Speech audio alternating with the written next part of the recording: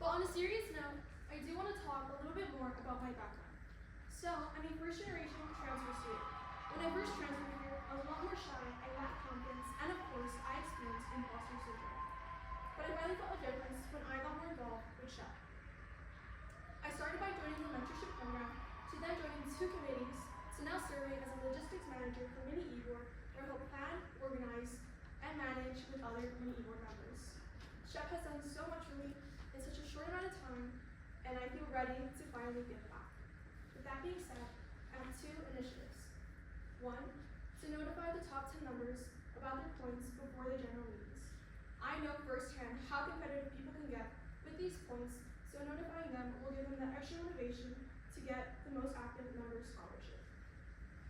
2nd, which is my personal favorite, is to have a battle of the committees, where the committees with the most attendance will win additional money, and this will help the chairs to have a higher budget and better plan for their events. Additionally, they will have a party where food will be provided by me. And with that being said, when casting your vote, I hope you guys vote for me, Marylin, Uriostegui. Thank you so much.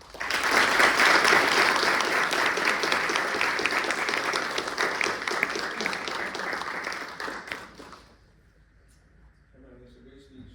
My question to you is, as Director of Internal Affairs, you hold the responsibility in tracking points and maintaining its fairness. What steps would you take to make sure the system is accurate, transparent, and is trusted by the chapter?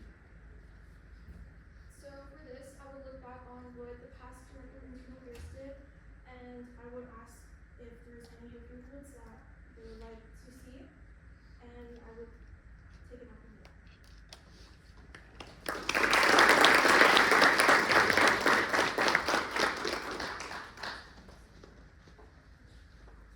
Marylin, good speech. I know this is like a fairly new position on the board, but if elected, what would be the first thing you prioritize in this role?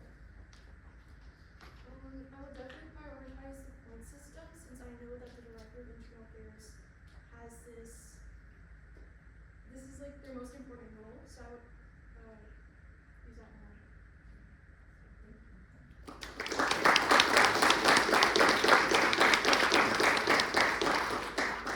Great intro, by the way.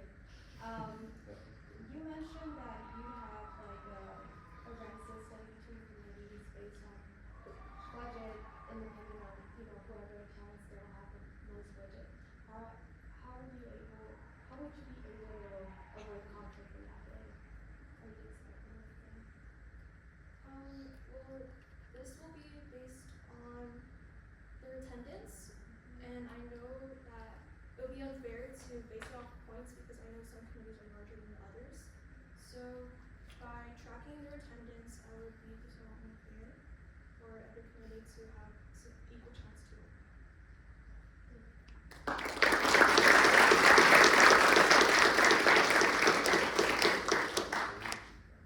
Hi, great speech. Thank you for applying.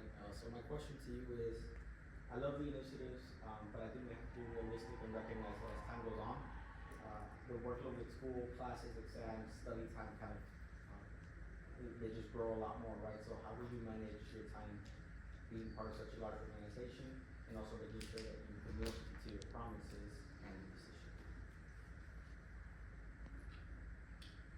So I would start by doing my classwork beforehand, and I would get that done. Wait, I'm sorry, can you repeat the question? Yeah, of course. So we just have to be realistic, right? And one of the things I faced when I was on the board is that we say that we want to do all these things and we have a plan for it, but once school starts and we realize that okay, our classes, they get a little harder and we have to study a little more, right? So you kind of have to shift your time, right? So how do you kind of shifting your time and managing it so you can make sure that you do a good job in your position, but also that you carry on with the things your goals